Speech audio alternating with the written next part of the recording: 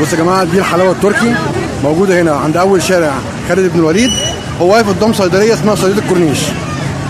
مكانك هنا على طول؟ تمام، زي ما احنا قلنا قدام صيدليه الكورنيش على طول.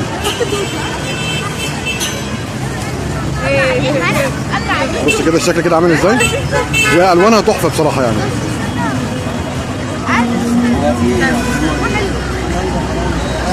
ازاي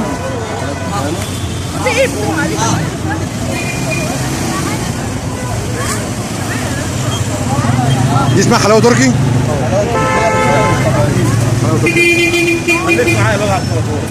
عنده كذا طعم منها، عنده بتاع حوالي كده 1 2 3 4 5، عنده 5 اطعم منها، وفي الاخر لازم يحط لها الليمون.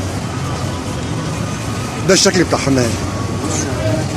بص كده 1 2 3 4 5، 5 اطعم اهي. وعند الراجل الجميل دوت.